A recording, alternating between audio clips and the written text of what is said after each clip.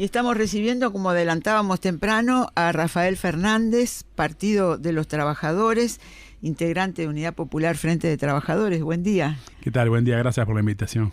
Bueno, por supuesto, para hablar de lo que pasó en estas elecciones pasadas, ahora que se terminó esta parte del ciclo, todavía faltan las municipales, y también del momento político en el que estamos, ¿no? Porque están pasando muchas cosas. Hoy ya está viajando el presidente electo y ya están haciendo, dice que Odone hace meses que ya está preparando lo que va a hacer en el gobierno. Así que una primera mirada tuya de qué fue lo que pasó. Sí, bueno, yo creo que en principio estaba claro por el resultado de octubre y por las encuestas que había un favoritismo leve, pero un favoritismo de Yamandu Orsi, que después se comprobó que no era tan leve. Y sí, parece que las encuestadoras se curaron en salud y tiraron todo como para decir cualquier resultado le invocamos, ¿no? Sí. Pero bueno, creo que se instala un gobierno que va a tener distintas formas de, no digamos de cogobierno plenamente, pero sí de cohabitación entre partidos, entre el Frente Amplio y los partidos de la coalición de derecha, con distintos grados. Esto ya estaba un poco claro con la configuración del Parlamento, ¿no? Sobre todo que en la Cámara de Diputados el Frente Amplio no tenía mayoría, en el Senado sí. Y bueno, hay toda una serie de señales de negociación, de acuerdo nacional, de unidad nacional, ya desde la noche del día del balotaje, ¿no? De la noche del balotaje, tanto Orsi como Delgado hicieron un énfasis muy fuerte en esta idea de unidad nacional, ¿no? Delgado llegó a nombrar a Wilson Ferreira Lunate el día en que había sido liberado de la cárcel y que le había estado proscripto y preso, ¿no? Durante las elecciones del 84, y que cuando salió dijo que estaba para ayudar a Sanguinetti, ¿no? Y bueno, generó cierta desazón en sus militantes en aquel momento. Por supuesto que siempre en estos momentos hay discursos que hacen énfasis en lo que políticamente es correcto, ¿no? Es decir, o quieren quedar bien y después la realidad muchas veces va por otro lado. Pero parece claro de que esto refleja que no hay una diferencia de intereses profundos entre las dos alternativas que compitieron. Los candidatos desde afuera, ¿no? Uno lee la prensa o ve programas del exterior, sí, y realmente te dicen que no encontraban muchas diferencias. Que eran aburridas. Leí una crónica que dice que son aburridas. Claro, aburridas, como que hasta los jingles de campaña buscaban no marcar diferencias. En este sentido es una elección que, si uno mira el panorama mundial, parece atípica, porque el panorama mundial está mostrando grandes virajes políticos, ¿no? Es decir, bueno, por ejemplo, la elección de Trump en Estados Unidos, la caída, digamos, el proceso de caída del gobierno alemán, va a tener elecciones en febrero, ni hablar lo que tenemos acá cerca con Argentina, ¿no? Con Milei, procesos políticos mucho más agitados y convulsivos, y sin embargo también tenemos acá el agotamiento de un gobierno que llevó adelante en el periodo, digamos, de pandemia y en el periodo de la guerra internacional que se abrió con Ucrania, con Palestina, con tantos temas, de alguna manera de agudización de un proceso económico, de estrangulamiento del comercio mundial, de competencia y guerra comercial y económica entre potencias y de guerra militar incluso, que también plantea privaciones mayores a la población mundial. Y en ese contexto muchos de estos gobiernos de la guerra vienen teniendo golpes políticos, derrotas, y bueno, el gobierno uruguayo de alguna manera también estuvo en ese proceso, ¿no? Es decir, estamos en un gobierno que de alguna manera se alineó con la OTAN y que en el tema, por ejemplo, ni hablar de Palestina, se alineó fuertemente con el Estado de Israel y con el genocidio que está perpetrando Netanyahu. Este nuevo gobierno en eso le da una continuidad, ¿no? Porque decir, es relevante el tema de Palestina, me parece, tenerlo presente, porque detrás de Israel está Estados Unidos y ahora con Trump más. Sí. Esta guerra en el Medio Oriente se va a profundizar, más allá que hubo un cese el fuego por 60 días en Líbano, ayer creo que hicieron, o anteayer, ya ni me acuerdo, ya firmado los acuerdos supuestamente, un bombardeo brutal en Beirut, el Estado de Israel. Por lo tanto, el cese el fuego hasta el último segundo están tirando bombas y destrozando gente y edificios, etcétera. En una guerra que por otra parte es una guerra extremadamente no solo criminal, sino cobarde, porque es como que vos quieras, tengas a una persona que quieras detener en un lugar, en un edificio, en una casa, y derrumbes todo el edificio. Sí, sí. Para, supuestamente deberían mandar soldados, no, masacran a la población tirando bombas que masacran a todo el mundo, a todo lo que haya en ese edificio, en esa zona, desplazan masas de gente enorme. Y en este contexto, Yamandu Orsi se ha colocado netamente del lado del Estado sionista, porque no ha desplegado nunca una crítica, ha ido a todas las instancias del Comité Central Israelita, no ha colocado una sola protesta frente a lo que son esta masacre contra la población civil palestina. Así que a mí me parece que es importante. El tema estuvo presente, ¿no?, en la campaña por ausencia. Estuvo presente. El tema estuvo por ausencia. No, incluso por presencia, si te fijas en la entrevista que le hizo Pettinati, que es notoriamente un hombre, un militante sionista. Seguro. Y que hablaron del tema y expresamente Tabaré Vázquez se colocó del lado del Estado de Israel. Entonces, porque aparte recordó que él había ido en septiembre. Orsi, claro. ¿Qué dije? Orsi. Dijiste Tabaré Vázquez. ¿Sabes qué pasa? Que estoy hace es que días. También fue así. Claro, también fue así, pero no quiero tampoco decir lo que hubiera hecho ahora. Pero no, ¿qué pasa? Hace días estoy con el tema, viste, tuvimos un Tabaré y ahora un Yamandú. Sí. ¿No? Es cierto. Y eran dos hombres de pueblo, en el sentido de su origen, ¿no? Es decir, y esto revela que, bueno, también Lula es un hombre más de pueblo todavía, viene de clase obrera y de la miseria del Nordeste. Entonces, ¿cómo se ha reciclado esta burguesía o pequeña burguesía preimperialista que tiene hombres que vienen de abajo y que terminan gobernando al final para los mismos intereses, ¿no? Es decir, Orsi ratifica que va a mantener la SAFAP. Me parece que es otro anuncio importante. Y dice que esto fue saldado con el plebiscito. Ahora, el plebiscito incluía 3 o 4 cosas. 3 grandes que todo el mundo las conoce. Uno era los 60 años y otro era el aumento de las jubilaciones mínimas. En esas dos parece que no hubo pronunciamiento, porque Orsi dice que va a llevar a los 60 y que va a aumentar las jubilaciones mínimas. Él elige sobre qué supuestamente hubo un pronunciamiento. En realidad el pronunciamiento fue para no incluir en la Constitución, desde el punto de vista formal, quiero decir, políticamente podemos analizar distintas cosas. Formalmente se decidió no incluir en la Constitución ese texto, esa enmienda.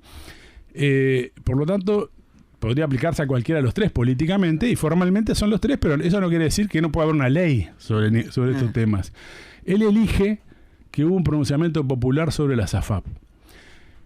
Y bueno, esto está generando, me parece que es otro tema interesante, ¿no? Es decir, esta elección es muy contradictoria porque tenemos una situación en la cual, por un lado, claro, los pronunciamientos que está haciendo Orsi, es claro los compromisos que tiene con el capital financiero. Bueno, el nombramiento de Gabriel Odone en el Ministerio de Economía es nítido, lo podría haber puesto cualquier gobierno. Sí. Liberal de izquierda, dijo. Claro. Soy un liberal de izquierda. Sí, bueno, porque podrá tener un pasado, una tradición, un origen en su juventud, etcétera, pero en realidad es un hombre de C.P.A. Ferrer, de capital financiero netamente, ¿no?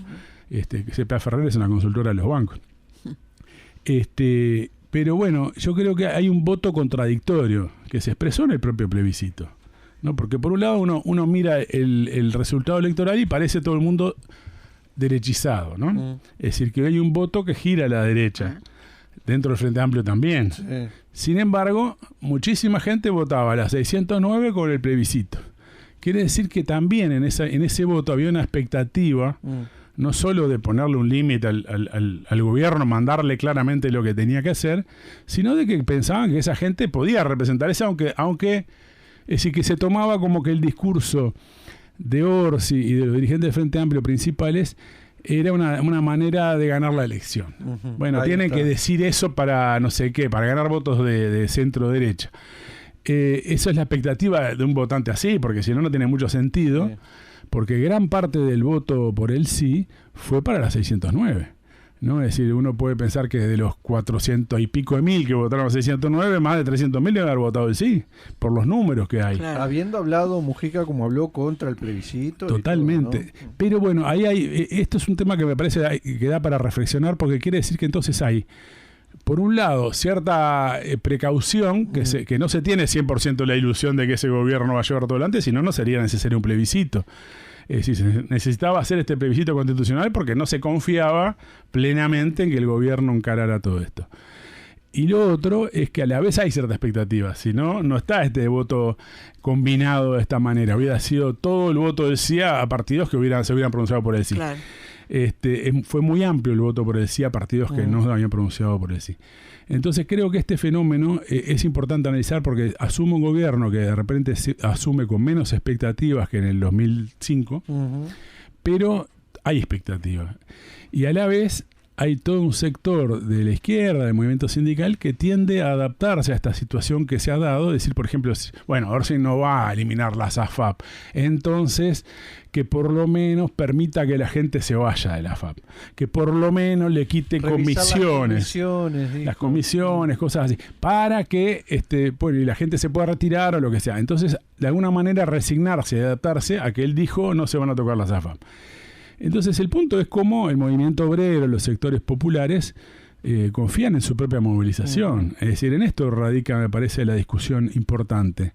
Porque si no, ¿por qué? Es decir, es obvio que Orsi es el presidente y que una ley jubilatoria va a requerir que el Poder Ejecutivo, no el presidente solo, el Poder Ejecutivo es el Consejo de Ministros y el presidente, envíe una ley al Parlamento para tratar estos temas.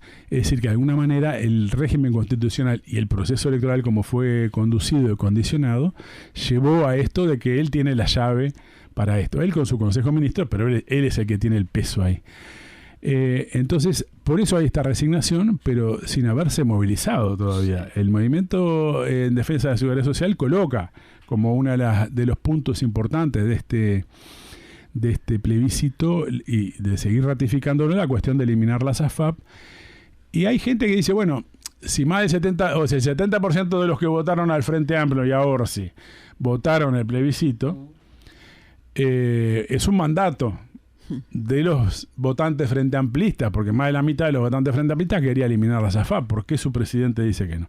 Entonces yo creo que esto es un tema a ver cómo acompañar ese proceso de lucha y cómo combatir una resignación temprana, porque ya estamos recién salidos del balotaje, falta bastante para el 1 de marzo, y ya el discurso es, bueno, a ver cómo nos adaptamos a la posición de Orsi y no cómo nos adaptamos a la lucha por los intereses de los trabajadores, que por ejemplo en este caso concretamente, obviamente la eliminación del sistema AFAP es un tema central.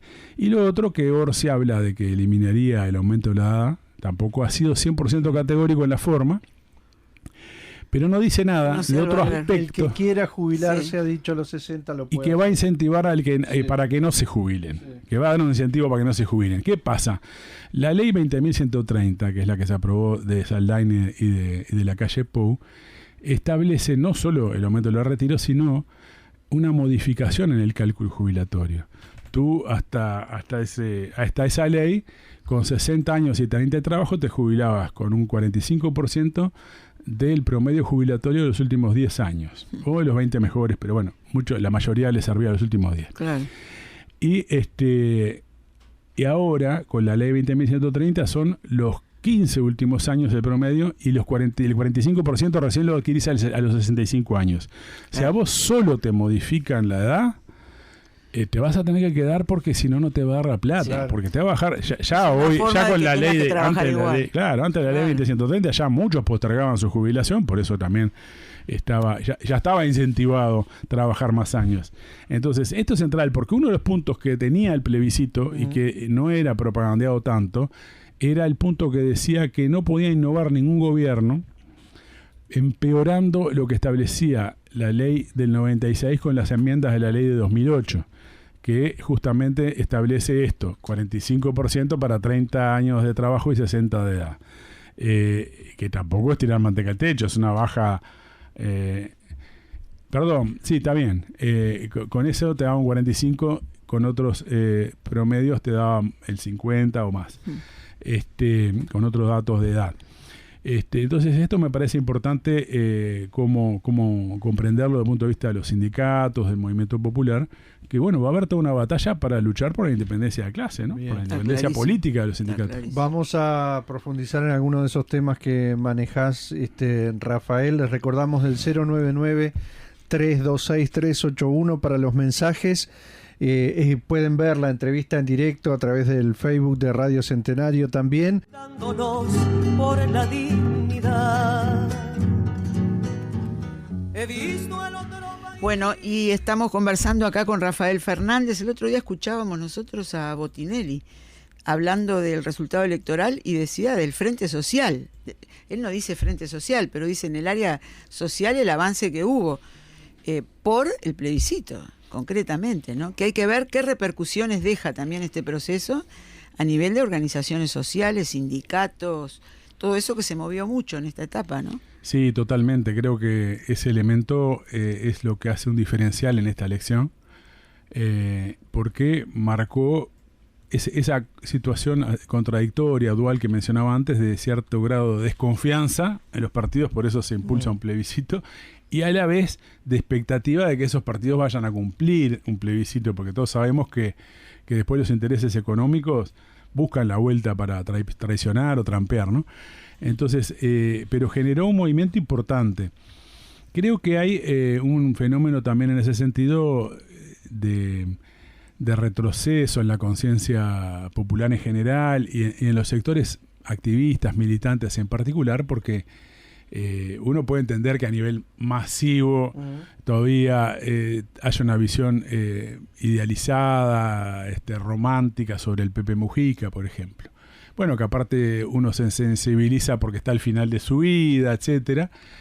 Y bueno, hay por ejemplo, mucha gente dice es el delfín Yamandú del Pepe, ¿no? Sí. Bueno, sí, es el delfín, pero ojo, el Pepe Mujica fue un rehén de la dictadura, fue un guerrillero del MLN de Tupamaros. Es decir, hay partes que no tiene Yamandú Orsi, más allá que yo mencionaba su origen social, que no son menores. En ese sentido, hay cosas que las tiene Mujica y no las tiene nadie más a nivel del MPP, ni el Pacha Sánchez, ni tendrán otros elementos de autoridad política, pero no todo ese paquete que venía con Mujica y que había generado una expectativa muy grande todavía en 2009. Por ejemplo, en 2009, ustedes recordarán que Mujica fue el desafiante en la interna del Frente Amplio, porque Tabaré Vázquez había nombrado... El protagonista del giro a la izquierda. Exacto. Era el desafiante a Astori, que era el fin de Tabaré. En ese sentido, generó una expectativa muy grande y bueno, la defraudó, ¿no? Si uno mira el proceso electoral del 2014, en gran medida reflejaba eso. Yo creo que en aquel momento, bueno, nosotros no estábamos en un acuerdo con Unidad Popular y con las otras organizaciones que están allí, pero sumados teníamos como 30.000 votos. Y ahora 10.000. Quiere decir que en aquel momento hubo un proceso de rechazo por izquierda a un momento de excepción política. Tal vez hoy haya pesado más una cierta desmoralización. A pesar de esto que hablamos del plebiscito, que fue muy importante, a nivel de las grandes luchas populares no hubo una situación de gran movilización popular. Por ejemplo, la reforma jubilatoria prácticamente hubo algunos paros parciales y nada más. No hubo una gran protesta como en otros países, que hubo con menos movimiento obrero que en Uruguay, un movimiento obrero más débil o más dividido, más fraccionado. Bueno, en Francia hubo grandes movilizaciones populares, que igual logró imponer el gobierno en Francia también la reforma. Pero aquí, de alguna manera, se impuso una política de desmovilización de ese frente social, de ese movimiento popular, desde las cúpulas sindicales, subordinadas a la estrategia del Frente Amplio, de la política electoral del Frente Amplio. Eso me parece importante también tenerlo presente, porque en ese contexto se da la elección. El plebiscito, el movimiento de las firmas, el movimiento por la papeleta blanca, fue una reacción, pero en ese contexto todavía de cierto grado de desmovilización y de bajón del movimiento sindical y popular. Y en ese sentido, hay que tomarlo con esa composición, porque es decir, hay un voto hacia la izquierda cuando hay una confianza en la fuerza del movimiento obrero, del movimiento popular, de las organizaciones sociales y de su lucha. Y cuando eso decae, hay un cierto empantanamiento del movimiento popular y de expectativa volcada fuera de la lucha, colocada en que, bueno, lo único que podemos hacer es sacarnos a esta gente a través del voto a esta otra gente. Seguro. Y eso genera un cierto grado, no de resignación, porque resignación no hubo, el plebiscito marcó un intento de cambiar las cosas, pero sí de no una confianza fuerte en el movimiento obrero, y eso me parece que es lo que tenemos que apostar, ¿no? Es decir, pelear por la independencia de los sindicatos, la independencia del PIT-CNT, de las organizaciones sociales, frente al gobierno. Va a ser una batalla dura porque se está hablando, por ejemplo, de Juan Castillo para ministro de Trabajo. Sí. No sé si será real o no.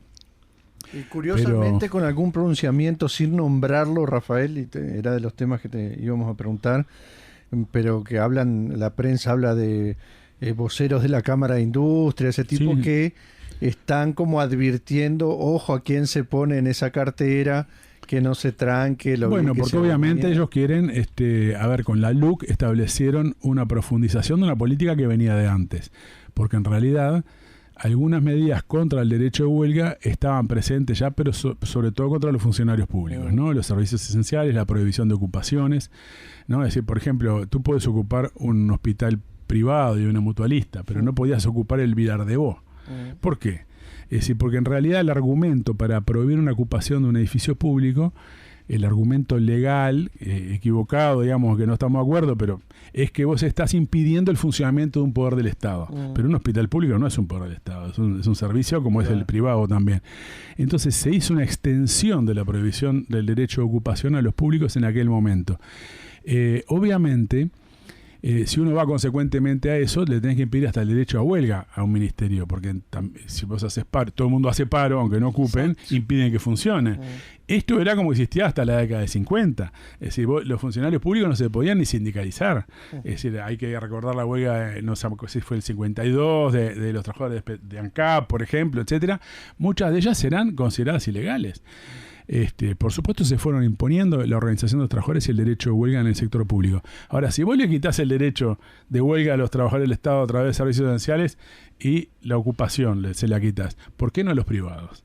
Y ya las leyes de negociación colectiva del gobierno del Frente Amplio establecía que la ocupación era una extensión del derecho de huelga.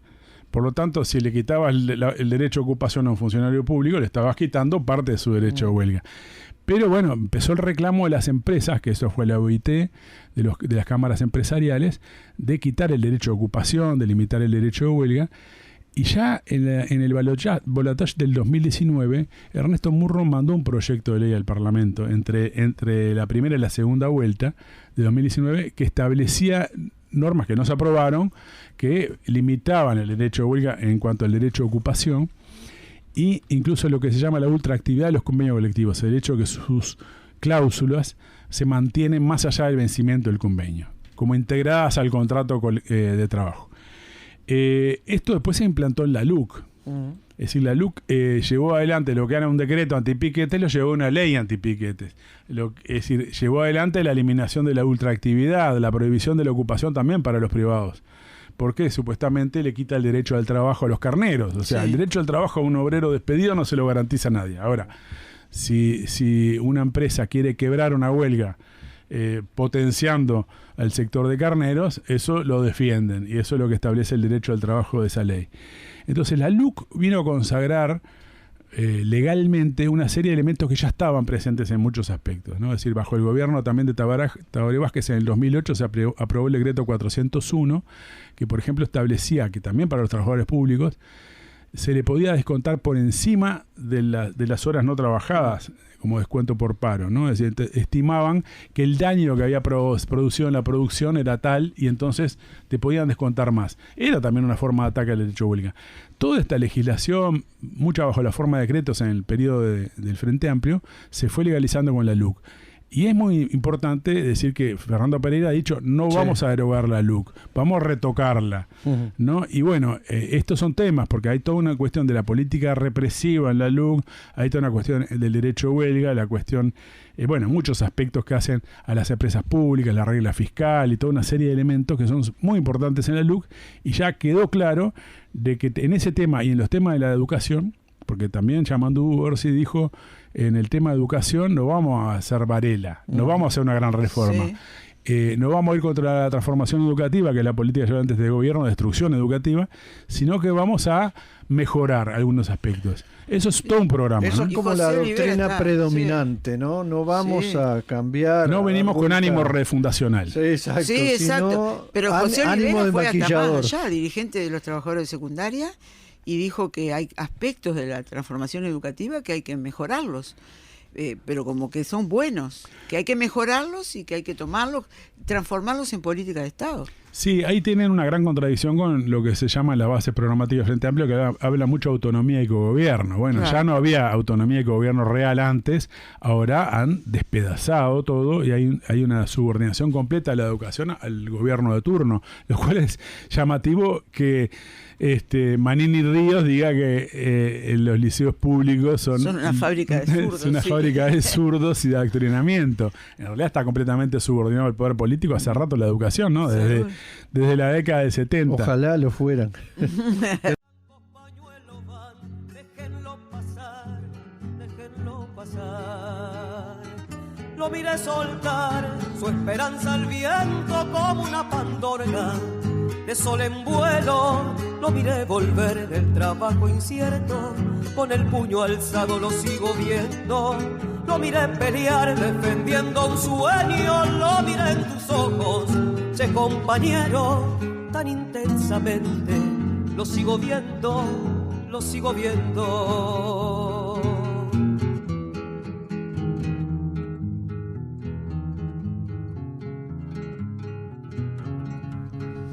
Una cosa para empezar a conversar también, el otro día lo hablábamos con Gonzalo Martínez también, el tema, obviamente no se consiguió llegar al Parlamento, ni se consiguió el sí. El objetivo de la reconstrucción de la izquierda, ¿no? En este panorama que hay, y conste que no es para echarle la culpa, toda la culpa es para afuera, ¿no? La culpa es lo que pasa que en este mundo no se puede, es todo cierto, y por más voluntad y trabajo hay límites, ¿no? Que te pone el momento político que se vive, ¿no? En el mundo entero. Pero ¿por dónde llevar la reconstrucción de la izquierda con estas condiciones, ¿no? Lo primero es si se reafirma la necesidad de reconstruir la izquierda. Sí, claro. Yo creo que no solo reconstruir, sino también, yo siempre hablo de un nuevo comienzo, en el sentido de que no se puede reconstruir bajo los mismos parámetros que estaba antes. Porque lo que quedó en cuestión a nivel mundial y también a nivel nacional es la política de frentes amplios, de alianzas con sectores capitalistas supuestamente nacionalistas, progresistas, y que si el nacionalismo latinoamericano ha mostrado un agotamiento enorme. Los gobiernos, por ejemplo, llamados nacionalistas o centroizquierda, como se les quiera decir, en esta etapa están más a la derecha que antes y más sometidos al imperialismo mundial. No quiere decir que no tengan rosas, que tengan choques, en muchos casos los tienen, pero no plantean ninguna transformación mínimamente profunda, ni realmente un proceso de independencia económica, ni lo pueden hacer. Por lo tanto, necesitamos en este sentido una reconstrucción, una refundación, un nuevo comienzo para la izquierda, en términos de sacar estas conclusiones y que sea realmente un movimiento, un proceso de lucha realmente anticapitalista y de lucha por el socialismo.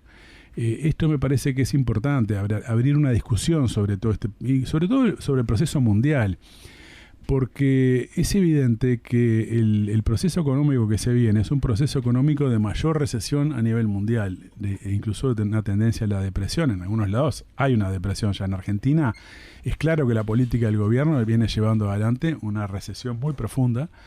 A pesar de eso hay un 3% de inflación mensual. Entonces dicen un gran triunfo contra la inflación. Pero si vos planchaste qué, ¿no? la economía, tendría que bajar, haber inflación negativa.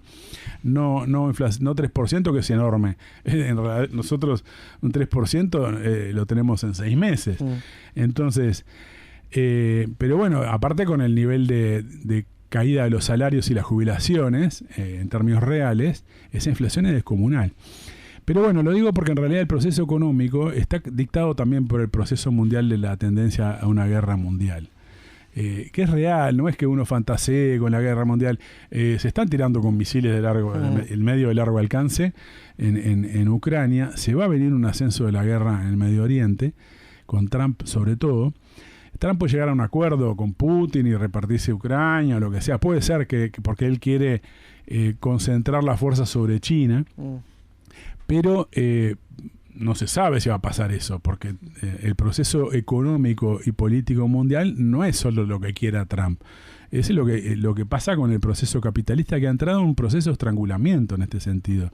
Porque cuando China se empezó el proceso de restauración capitalista, etcétera, era un lugar donde se producía productos baratos, ¿no? Simplemente de poco desarrollo tecnológico. Te hacían championes, te hacían juguetes, esto y lo otro, y con eso inundaron el mundo. Y textiles y otra serie de cosas. Claro. Pero hoy es un actor en el mercado que produce elementos de alta tecnología. Bueno, el tema tecnológico, por ejemplo, Huawei y otros temas, ustedes saben que está en una gran lucha por el control del mercado, la cuestión de los autos eléctricos, de toda la tecnología vinculada a eso. Entonces hay una pelea. Bueno, Trump habla de 200% de aranceles para todo este tipo de cosas, incluso para México, donde prácticamente no están insertados todavía las fábricas de automóviles chinas. Podrán enviar partes, pero no hay una fábrica, ¿no?, de BYD, por ejemplo, produciendo en México para el mercado norteamericano. O sea que en realidad México va a sufrir mucho en esta situación. Toda América Latina está amenazada en este sentido. Es decir, que en este proceso de estrangulamiento del comercio mundial, de saturación de los mercados y de guerra comercial, guerra militar, la situación económica y la situación social se va a agravar. Creo que en ese sentido tenemos que establecer una clarificación de este contexto, porque la gente dice, bueno, mira, me mata de hambre muchísimo, me deja morir un poco más tranquilo de hambre, no cambia mucho, pero elijo con qué palo me pegan, o creen que van a poder negociar mejor con Yamandú que con la calle Pou, y entonces por eso eligen de alguna manera el amo de esa manera, ¿no? Sin una enorme expectativa, pero con alguna expectativa de una chance de negociar. Nos olvidamos de los servicios esenciales de brebaje contra la educación, la represión en el Codicen, los decretos antipiquetes, toda una serie de elementos fundamentales de la experiencia anterior. Entonces yo creo que tenemos que abrir una discusión en los sindicatos, sobre todo. Hay mucho activista sindical, de los que, por ejemplo, impulsaron el plebiscito, la papeleta del sí, que se logró abrir camino en los sindicatos a pesar de que no contaba con el apoyo inicialmente de la mayor parte de las corrientes, incluso fue saboteado por toda la corriente de articulación y la corriente en lucha. Es decir, la mitad del PIT-CNT de sus corrientes dirigentes abiertamente estuvo en contra. Y esto muestra que hay una crisis allá adentro, que bueno, de hecho se rompió el acuerdo de articulación Partido Comunista. Ahora el Partido Comunista le daría al Ministerio de Trabajo, va a ser un elemento para, de alguna manera, cooptar más a los sindicatos, integrarlos más al Estado y al gobierno. Y entonces viene una lucha muy fuerte en este sentido. Yo creo que es importante esta pelea como parte de la lucha, obviamente, por plantearse una salida anticapitalista y socialista. Tiene que tener una base del movimiento obrero y en sus sectores militantes, sobre todo, que todavía no hay un gran desarrollo militante, lamentablemente. Hay un proceso en este sentido que hay que potenciar, y la confianza en sí mismos, porque en realidad ese es el sector que puede producirse de alguna manera una elaboración política mayor, y otros son los jóvenes. Yo creo que el tema del desarrollo, por ejemplo, de la lucha contra la guerra imperialista, y en particular en el Medio Oriente, la cuestión de la solidaridad con Palestina, la lucha contra el genocidio de Israel, sería muy importante potenciar la muerte en el tema de los jóvenes y en particular del movimiento estudiantil. Es porque te lleva a una discusión profunda. Digo, primero por una razón de un deber, ¿no? De una cuestión que sería una cuestión de honor, que es la solidaridad con un pueblo que está siendo masacrado, oprimido.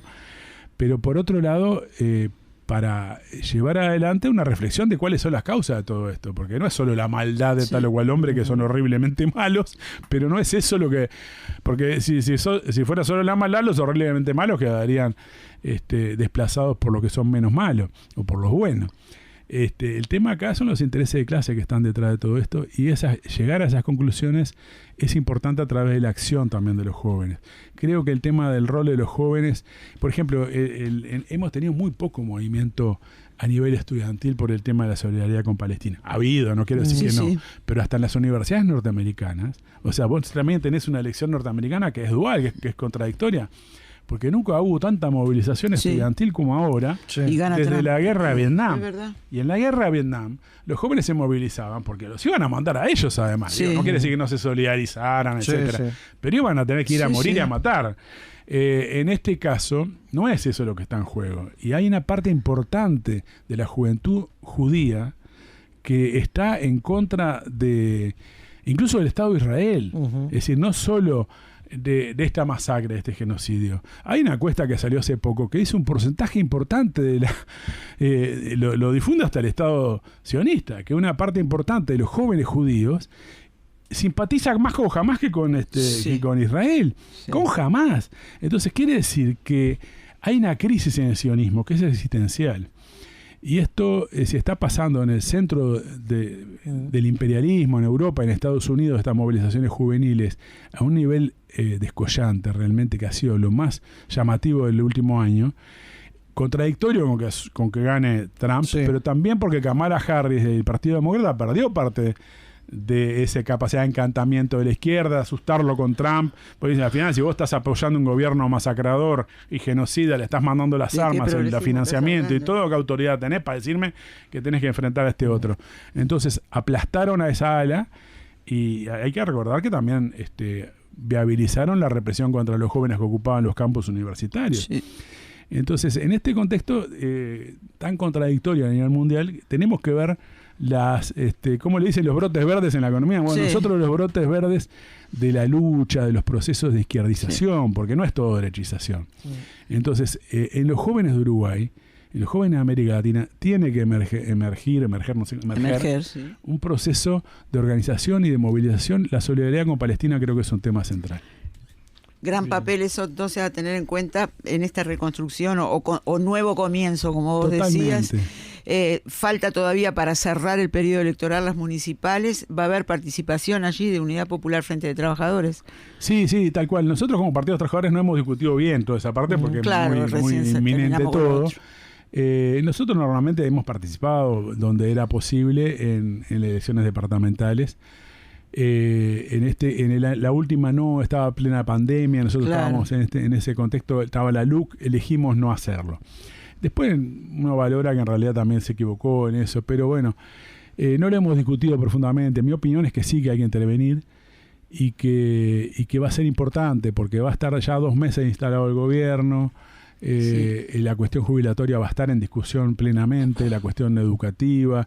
No concibo una campaña departamental en lo personal, ya repito que esto no es una resolución formal del PT, pero no me parece que la campaña departamental tenga que ser llevada a los temas estrictamente departamentales, que por supuesto en algunos temas hay reivindicaciones puntualmente departamentales o locales, pero sino ver este panorama, porque el tema jubilatorio va a estar arriba de la mesa, el tema salarial, el derecho de huelga, ¿no? Todas las normas de la LUC, la cuestión de la represión social y la represión policial. Es decir, viene todo un planteo de reforzamiento del aparato policial, del espionaje, porque va a haber 18.000 cámaras más, no sé la cantidad, no me acuerdo, pero las cámaras son de un nivel de invasivas al punto que ya captan lo que hablás. Eso está en manos. ¿Quién vigila a los que nos vigilan? Es decir, está en manos de un Estado que ya hemos visto con el caso de Penades, que usa todos los recursos hasta para armar un proceso de investigación y plantar pruebas para defender en este caso a un delincuente, a un violador de niños, de jóvenes. Y lo usó con los poderes del Estado, a través de mecanismos también de espionaje, de seguimiento y todo lo demás. Eso lo tiene un aparato policial que no tenemos por qué confiar, en primer lugar, porque se hace en nombre del combate al narcotráfico y hay una compenetración del narcotráfico en el Estado, en todos los estamentos, en el Poder Judicial, en la policía. Si meten al ejército, va a ser en el ejército, como pasa en otros países. No se combate el narcotráfico, sino es con un combate al capitalismo, al blanqueo de dinero a través del lavado de activos, del secreto bancario. Si no se elimina el secreto bancario, la guita va a seguir moviéndose por todos lados. Es una de las fuentes de corrupción fundamentales en el mundo y circula por los bancos. Pero bueno, me desvié. Lo que quiero decir es que hay muchos temas nacionales que creo que son temas de la discusión del año que viene, que tienen que estar presentes en una campaña. Lo va a plantear la gente. También va a ser parte de la discusión. Entonces, si nosotros nos limitamos a discutir, bueno, el transporte, está muy bien el transporte colectivo, discutir... temas sobran a ese nivel. Sobran. La vida en los barrios. Las policlínicas, el tema de las condiciones en que se vive, ¿no? La mugre, todo. Pero no sacarle el cuerpo a los temas grandes que son los que van a aparecer además en todos lados. Sin duda. Muy bien. Bueno, Rafael, esta es una primera, ¿no? Juntada por este tema. Siempre se hará una de balance. Una de balance, sí, ya más larga. Más de cierre del año. Exactamente. Bueno, muchísimas gracias. Gracias por haber venido. A usted.